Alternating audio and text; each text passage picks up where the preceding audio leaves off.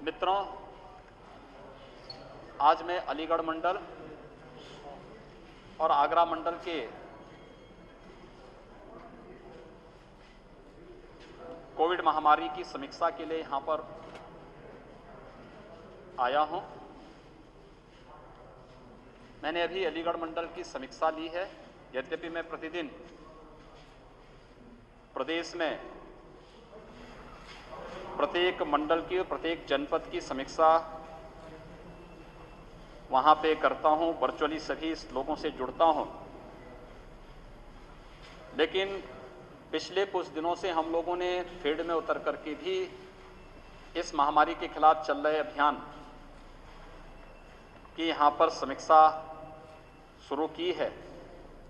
आज मैं अलीगढ़ मंडल में यहां पर आया हूं। पिछले 12 दिनों के अंदर प्रदेश के अंदर अगर कोरोना के एक्टिव केसेस की संख्या हम देखेंगे तो ये संख्या 12 दिन के अंदर 1,06,000 कम हुई है। प्रदेश सरकार ने ट्रेस, टेस्ट एंड ट्रीट की जिस नीति को आगे बढ़ाया है, इसमें आदरणीय प्रधानमंत्री जी के मार्गदर्शन में हम लोग पहले दिन से ही इस अभियान के साथ जुड़े हैं और सेकेंड वेव पर भी हम लोगों ने इसी आधार पर नियंत्रण स्थापित किया है और ये लगातार इस पर हम लोग इसको प्रभावी रूप से इसके संक्रमण की चेन को ब्रेक करने का कार्य कर रहे हैं। व्यापक पैमाने पर टेस्ट हो रहे हैं। प्रदेश के अंदर आज के दिन पर हम लोग 4,36,00,000 से अधिक टेस्ट पूरे कर चुके हैं। प्रदेश के अंदर अगर हम लोग देखेंगे तो फर्स्ट वेव की तुलना में सेकंड वेव में जो हमारे सामने जो सबसे बड़ी समस्या आई थी वह थी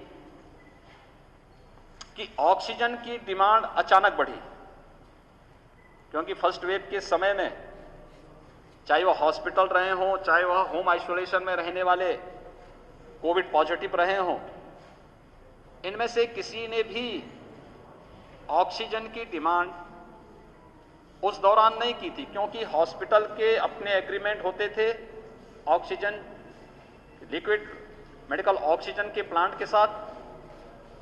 तो उस समय कोई भी इस प्रकार की समस्या नहीं इसके साथ खड़ी हुई थी। लेकिन सेकेंड वेव में अचानक समस्या खड़ी हुई और उसके लिए हम आभारी हैं आदरणीय प्रधानमंत्री जी के, जिनके निर्देश पर एयरफोर्स के जहाजों ने और रेलवे, भारतीय रेल ने मदद की और आज ऑक्सीजन एक्सप्रेस के माध्यम से और वायुसेना के विमानों के माध्यम से ऑक्सीजन की आपूर्ति भी कर रहे हैं। उत्तर प्रदेश में 300 मीट्रिक टन की ऑक्सीजन की सामान्य दिनों में खपत होती थी, लेकिन सेकेंड वेव के दौरान यह बढ़ करके 1,000 मीट्रिक टन से ज्यादा हो गई प्रतिदिन। कल ही हम लोगों ने 1,030 मीट्रिक टन की आपूर्ति प्रदेश में की है और ये लगातार चल रही है। प्रदेश के अंदर टीकाकरण की जो स्थिति है, कोविड से बचाव का जो सबसे अच्छा माध्यम है वह है टीका। पहले तो बचाव हम करें, लेकिन सुरक्षा कवच के रूप में टीका हम जरूर लगाएं। और टीका के लिए अब तक प्रदेश ने 1,43,00,000 टीके लगाए हैं 45 प्लस के लोगों को और 2,65,745 टीके लगे हैं 18 से 45 वर्ष की उम्र के लोगों को प्रदेश में अब तक लगाए हैं। और ये टीकाकरण का कार्यक्रम प्रदेश के अंदर सफलतापूर्वक आगे बढ़ रहा है। प्रदेश में वर्तमान में ऑक्सीजन की संभावित संकट को फिर से इस प्रकार की क्राइसिस न हो, इसमें प्रधानमंत्री केयर फंड से प्रदेश को 161 ऑक्सीजन प्लांट लगाने की सहमति मिली है। कुछ पर कार्य प्रारंभ हो चुका है और राज्य सरकार भी अपने संसाधनों से अलग अलग विभागों के माध्यम से, स्वास्थ्य विभाग, गन्ना विभाग, चिकित्सा शिक्षा विभाग, CSR से, MSME और अन्य विभागों के माध्यम से भी ऑक्सीजन प्लांट लगाए जा रहे हैं। हम 377 नए ऑक्सीजन प्लांट के लिए वर्तमान में राज्य के अंदर काम चल रहा है। प्रदेश के अंदर वर्तमान में हम लोगों ने बेड्स की क्षमता भी बढ़ाई है। L2, L3 फैसिलिटी के हमारे पास इस समय बेड्स की संख्या 80,000 के आसपास है और हम लोग निरंतर इसमें वृद्धि कर रहे हैं। हमारा प्रयास है कि थर्ड वेव की जो आशंका व्यक्त की जा रही है, यद्यपि सेकंड वेव में भी आशंका व्यक्त की थी कि उत्तर प्रदेश में प्रतिदिन 5 से 10 मई के बीच में 1 लाख कोविड पॉजिटिव के केस प्रतिदिन आएंगे, लेकिन आज 12 मई है। 12 मई को उत्तर प्रदेश के अंदर कुल 17,000 पॉजिटिव केस आए हैं। हम लोगों ने उन आशंकाओं को निर्मूल साबित किया है, लेकिन लापरवाही और सतर्कता लापरवाही हमेशा छोड़नी पड़ेगी और सतर्कता हमेशा रखनी पड़ेगी।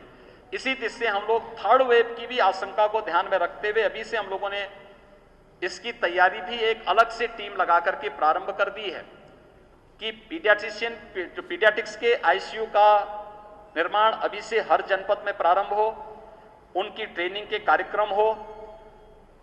पोस्ट कोविड का जो एक इफेक्ट देखने को मिला है ब्लैक फंगस के रूप में, इसकी ट्रेनिंग और इसके उपचार की प्रॉपर व्यवस्था हम लोगों ने लखनऊ से प्रारंभ कर दी और 1-2 दिन के अंदर हमारे एक जनपद में इसके बारे में वर्चुअली इसका सेमिनार करके इस कार्यक्रम को आगे बढ़ाने वाले हैं और इन चीजों को तेजी के साथ आगे इस कार्यक्रम को आगे बढ़ाने की प्रक्रिया हमारी चल रही है। हम लोगों ने जो हमारे बड़े मेडिकल कॉलेजेज हैं, बड़े हॉस्पिटल हैं, वहां पे LMO प्लांट या एयर सेपरेटर प्लांट ऑक्सीजन आपूर्ति के लिए लगाए हैं, लेकिन जो दूर दराज के जो हमारे CSC हैं उनमें भी ऑक्सीजन की आवश्यकता लोगों को पड़े, इसके लिए 20,000 से अधिक हम लोगों ने अब तक ऑक्सीजन कंसंट्रेटर पूरे प्रदेश के अंदर उपलब्ध करवाए हैं। ये ऑक्सीजन कंसंट्रेटर ऑक्सीजन की आपूर्ति वहां पर आराम से 5 घंटे ऑटोमेटिक वो चलते हैं, एटमॉस्फेयर से ही वे ऑक्सीजन लेते हैं, उसके माध्यम से इसको चलाने का काम कर रहे हैं और सफलतापूर्वक ये प्रदेश के अंदर संचालित हैं। अलीगढ़ मंडल में आज मैं आया हूं। अलीगढ़ मंडल में यहां पर एक्टिव केस की संख्या अब कम होती जा रही है। पिछले एक सप्ताह में यहां पे लगभग 200 से अधिक एक्टिव केस कम हुए हैं। पॉजिटिविटी रेट में निरंतर गिरावट है। अगर ओवरऑल कमिश्नरी का हम देखेंगे तो यह पहले 20% के आसपास थी, अब यह घटकर के 5% के आसपास है और हमारा प्रयास है कि इस पॉजिटिविटी रेट को और भी कम लाने के लिए इसके लिए हर एक जनपद को टेस्ट बढ़ाने के लिए कहा गया है। प्रदेश में ऑक्सीजन की आपूर्ति की व्यवस्था सुनिश्चित करने की पूरी व्यवस्था की जा रही है।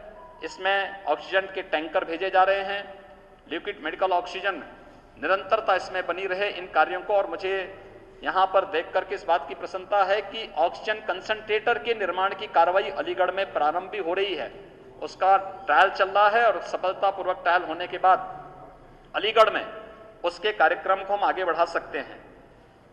इस मंडल में 161 वेंटिलेटर वर्तमान में उपलब्ध हैं जो फंक्शनल हैं। मंडल में ऑक्सीजन के भी 246 कंसंट्रेटर वर्तमान में उपलब्ध हैं। इस मंडल में 14 नए ऑक्सीजन प्लांट स्वीकृत किए गए हैं, जिनमें 3 को क्रियाशील किया जा चुका है, शेष को क्रियाशील करने की तैयारी यहां पे चल रही है। मंडल में अब तक 4,13,280 45 प्लस के लोगों को टीका लगाया जा चुका है और जिन 18 जनपदों में हमारे 18 प्लस के लोगों को टीकाकरण की कार्रवाई प्रारंभ हुई है, उनमें अलीगढ़ भी है। अलीगढ़ में जनपद में 5,721 लोगों को अब तक 18 प्लस के उन सभी युवाओं को भी टीका लगाया जा चुका है। मंडल में वर्तमान में 85 एम्बुलेंस डेडिकेटेड कोविड कार्य के लिए लगी हुई हैं और यहां पर इस बात के लिए प्रशासन से कहा गया है कि 108 की 75% तक एम्बुलेंस को आप कोविड कार्य के लिए लगा सकते हैं। हर जनपद में महिला और बच्चों के लिए एक डेडिकेटेड हॉस्पिटल अलग से बनाएं। इसके अलावा यह भी व्यवस्था की गई है कि नॉन कोविड पेशेंट को और कोविड पेशेंट के लिए टेली कंसल्टेशन की सुविधा, और उनके लिए नॉन कोविड पेशेंट के लिए हर जनपद में जो गंभीर रोगी हैं उनके लिए अलग से उपचार की व्यवस्था भी हर एक जनपद में हो। जो जीवन रक्षक दवाओं की आपूर्ति की कार्रवाई भी यहां पर प्रारंभ की जा रही है। आज मैं यहां पर एएमयू में हम लोगों ने यहां पर समीक्षा इन सब बातों को लेकर के की है, जिसमें 4 अलीगढ़ मंडल यहां पे प्रत्यक्ष था, यहां के जनप्रतिनिधि थे। शेष अन्य जनपदों में वर्चुअली मैं जुड़ा था और वे सभी लोग अपनी बातों को उनसे मैंने यहां पर अपनी बातों को उन्होंने बताया, मैंने उनके साथ शेयर किया। एएमयू में मेरा आने का एक और उद्देश्य था कि मीडिया में कतिपय उसमें एक खबरें चल रही थी, एएमयू में बहुत सारे प्रोफेसर या बहुत सारे लोगों की मृत्यु हुई है कोविड के कारण। मैंने कल और परसों दोनों दिन एएमयू के वीसी साहब से भी चर्चा की थी और उन्होंने मुझे इस बारे में बताया कि हाँ, एएमयू में यहाँ पर 16 ऐसे लोग हैं जिनकी कोविड से मौत हुई है, जिनमें 10 की यहाँ हुई, 4 की अलग अलग स्थानों पर हुई और 2 दिल्ली में जिनकी मौत हुई थी। लेकिन इसमें सबसे बड़ी बात यह कि जो पहले चरण में वैक्सीनेशन के कार्यक्रम में लोग वैक्सीन नहीं लगा पाए थे, उस कारण से भी ये चीजें हुई हैं। लेकिन अब वैक्सीनेशन के कार्यक्रम के साथ सभी जुड़ चुके हैं और ये वैक्सीनेशन के कार्यक्रम के साथ जुड़ना ये अपने आप में एक सुरक्षा कवच प्रदान करता है। यहां पर ऑक्सीजन की आपूर्ति के लिए उन्होंने डिमांड की थी, राज्य सरकार ने उन्हें ऑक्सीजन आपूर्ति एलएमओ कल से प्रारंभ कर दी है और भी हमने उनको कहा है कि जो भी अन्य आवश्यक संसाधन और सुविधाओं की आवश्यकता पड़ेगी, लोकल एडमिनिस्ट्रेशन, एएमयू प्रशासन, जनप्रतिनिधि मिलकर के इस कार्यक्रम को तेजी के साथ आगे बढ़ाने का कार्य करें। एक एक व्यक्ति का जीवन अमूल्य है। इस समय मानवीय संवेदना सबसे महत्वपूर्ण है। हर एक पीड़ित के प्रति हमारी संवेदना होनी चाहिए और उसको हम संवेदनशील तरीके से बचाने का कार्य कर सकें, यह आज की सबसे बड़ी आवश्यकता है।